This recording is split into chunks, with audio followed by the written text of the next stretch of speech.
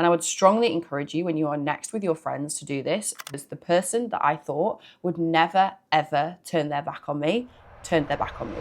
I grew up thinking that nobody cared about me. I had a sexual abuse and it really forced me to stop. It's a miracle I'm still standing here. These are the 3 things that I would tell my 25-year-old self to remember. Today is my birthday and I'm turning 35, guys. I know. Hard to believe, but I am. And God, let me tell you, I never thought that I would get to 35. And this is no shade to anybody who's 35. I could not be happier to be right here, right now, with you guys, having this conversation and turning 35. Because let me tell you, there have been a lot of lessons along the way. I wanted to sit down with you today and tell you the 3 hardest lessons that I have learned from 25 to 35. There is so much growth. Anybody who is going through that period of their life right now, you need to watch this video. And I want to tell you the exact way that I have got through this to the other side and to be sat here proud of the person that I am, given everything that we have been through these last 10 years. It's a miracle I'm still standing here, quite frankly. So let's get into it. A good friend of mine, my sister-in-law, actually, Donnie's wonderful sister, played a game with us the other day, and it got me thinking about who I have become. And we were talking, what is the most admirable, wonderful thing that we think about each of us? And I would strongly encourage you when you are next with your friends to do this regularly. We don't talk about the things that we're proud of and the things that we love about each other, and we should 100% be saying that more often. And Dada said to me, she was like, what I love about you the most is that you are so open to adapting who you are. Most people will often say, this is who I am, take it or leave it. I'm not going to change. You need to change for me. And in life, I believe that change is such a positive thing. And I want you to remember that, like, who you are today is not the person that you even need or want to be or could be tomorrow. We are all changing creatures. And I think that that is one of the biggest saviors for why I am able to sit here now and say that I'm happier than I've ever been, despite all of the challenges that I've been through, and I want to get into it. For those who are new around here, I am co-founder of We Are Regular, a gut health supplement that is designed to give you the perfect poo. We launched last September, and I spent my entire career building incredible multi-million-pound brands for other people. So I decided it was time to do it for myself. 35 today. 10 years ago, I was 25. At 25, I was boarding a plane to Australia to move to the other side of the world where I thought I would never return from. I was convinced that I was going to move to Australia and never come back. That chapter and the next 10 years of my life were one of the biggest growth experiences for me.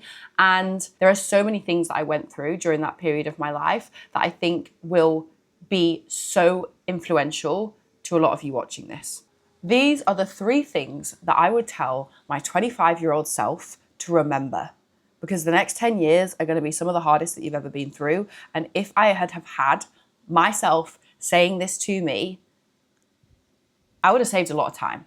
Lesson 1, please stop people pleasing.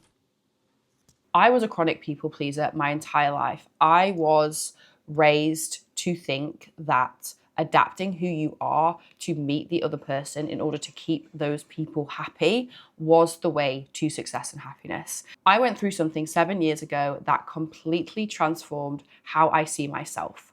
And that transition for me was life-changing, because the person that I thought would never, ever turn their back on me, turned their back on me.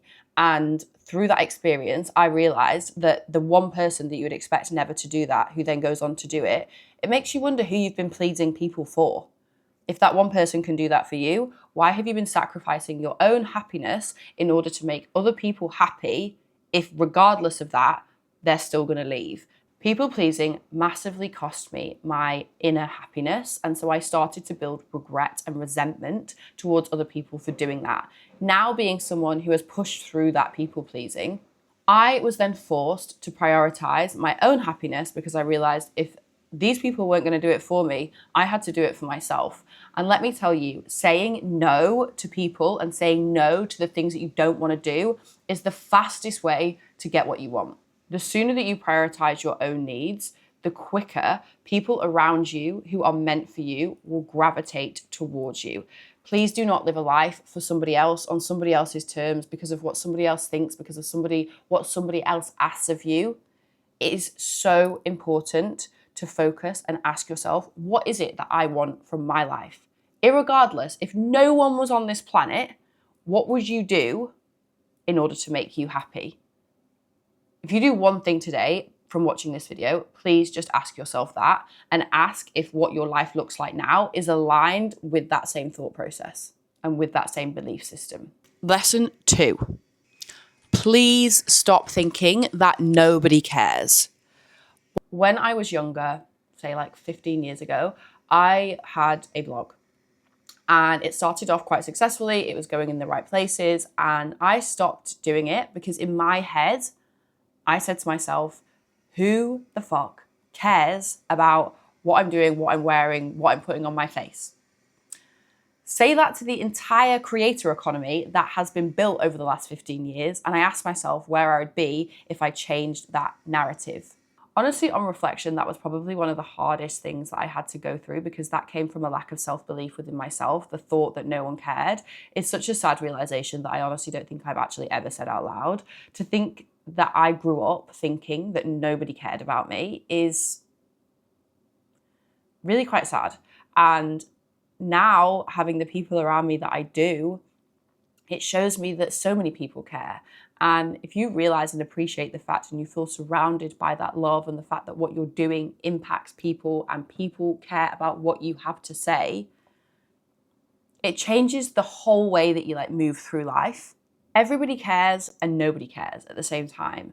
I think we as people tend to internalize how much we think that everybody is watching us, but honestly, newsflash, they're not. But that being said, it's just so important to live truly to yourself and to not hold back on what you want to do based on the fact that you think nobody out there is interested. I know there's people out there that are watching this and feel that. And I just want to remind you that loads of people care and loads of people are watching and everybody is supporting you way more than you think. So if you have that belief system that nobody cares, please remember that many, many, many more people do than you think, and you should never even let that hold you back. Just as much as we say, don't let other people's thoughts hold you back, this is another one. Just because you think nobody cares, that is an internalized idea within your own mind that fundamentally has no truth to it.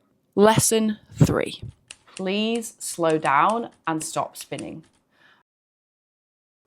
I spent most of my 20s and some of my early 30s like a spinning top. I was moving through life so fast. Honestly, now on reflection, in a way that I think was detracting me from dealing with what was actually happening in the moment. If you are somebody who is classic type A, I was an overachiever, I was an only child, I was raised to work so hard, I was top of my class all the time, and I prided myself on that fact.